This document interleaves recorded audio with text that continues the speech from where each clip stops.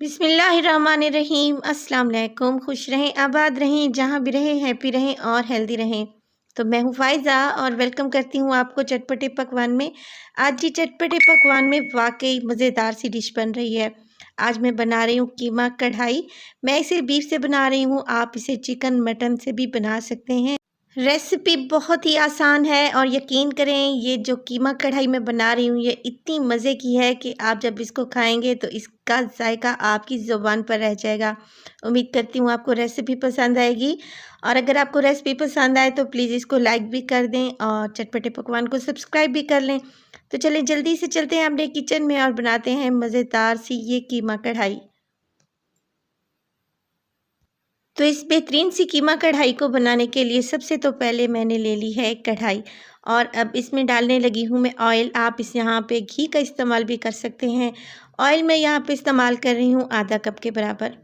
Oil को हम गरम करने रख देंगे और अब इसमें डाल रही हूँ मैं 1 टेबलस्पून भर के अदरक और लहसुन का पेस्ट।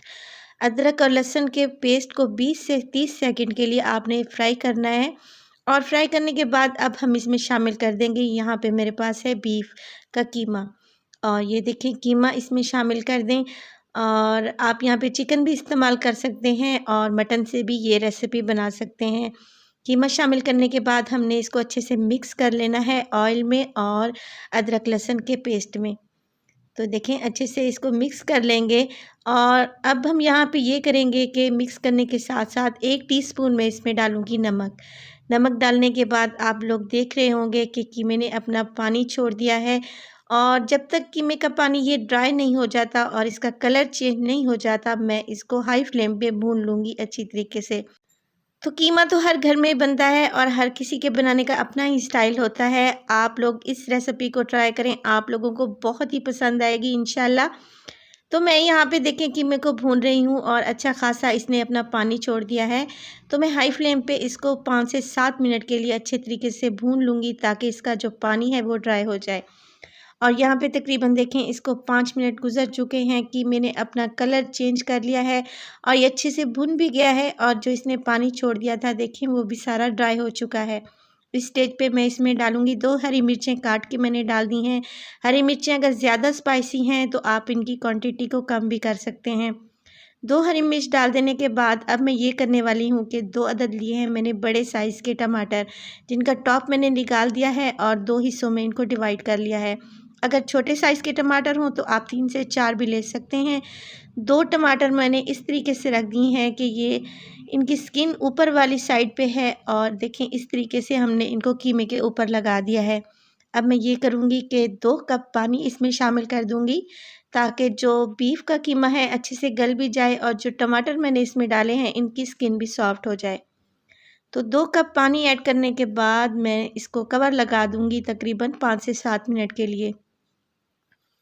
5 से 7 मिनट के बाद फ्रेंड्स चेक करते हैं, माशाल्लाह से ये देखें 5 मिनट गुज़र चुके हैं और जो टमाटर थे वो काफ़ी हद तक सॉफ्ट भी हो चुके हैं और उनकी स्किन देखें बहुत ईज़िली रिमूव हो रही है। एक तो ये स्किन खाने में बिल्कुल भी अच्छी नहीं लगती और दूसरा इससे कढ़ाई का जो ओरिजिनल टेस्ट है वो भी नहीं आता।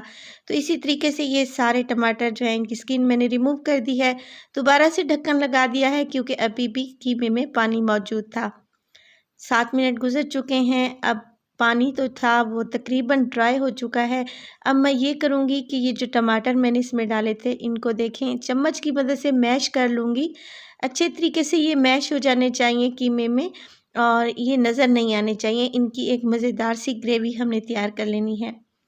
तो आप लोगों से गुज़ारिश है कि अगर आप चैनल पे नए हैं तो प्लीज़ वीडियो को भी लाइक कर दें और चटपटे पकवान को भी सब्सक्राइब कर लें। ये आप लोगों से मेरी रिक्वेस्ट है। यहाँ पे आप देखें तकरीबन 2 से 3 मिनट गुज़र चुके हैं, इसको भूनते हुए टमाटर भी मैश हो चुके हैं।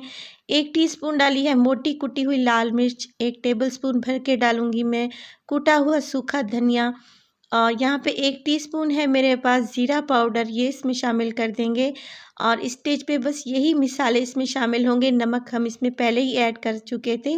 अब इन मिसालों के साथ हमने इस कीमे को अच्छे से भून लेना है जब तक कि टमाटर सॉफ्ट ना हो जाएँ और ऑयल ऊपर ना आ जाए।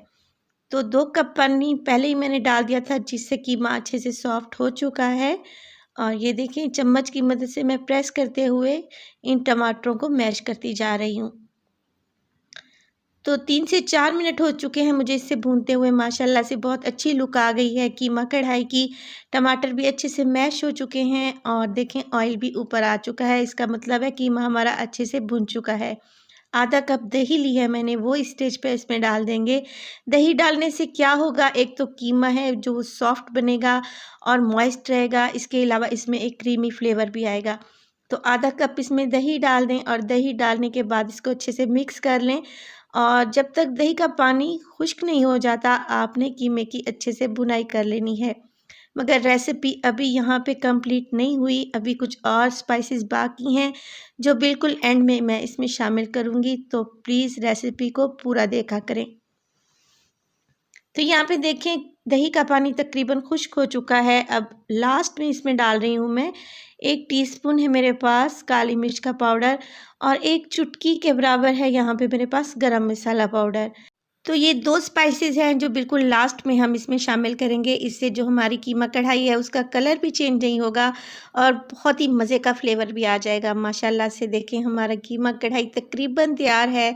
मैंने हरा धनिया अच्छे से धो लिया था जिसे मैं काट के डाल रही हूँ। आपके पास यहाँ पे एक और ऑप्शन भी है, आप यहाँ पे इसको स्मोकी टेस्ट भी दे सकते हैं।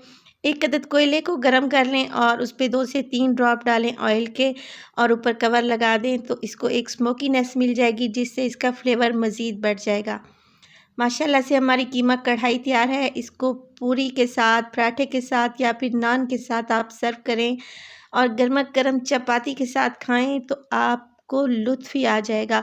बहुत ही टेस्टी है, बहुत ही फ्लेवरफुल है। उम्मीद करती हूँ आपको रेसिपी पसंद आएगी। रेसिपी पसंद आए तो आप सब लोगों से गुज़ारिश है कि रेसिपी को लाइक करें और चटपटे पकवान को सब्सक्राइब भी कर लें और इसे ज़्यादा से ज़्यादा अपने फैमिली और फ्रेंड्स में भी शेयर करें। तो अपना बहुत सारा ख्याल रखिएगा, इस रेसिपी को ट्राई कीजिएगा और मुझे फीडबैक दें कि आपको मेरी रेसिपीज़ कैसी लग रही हैं।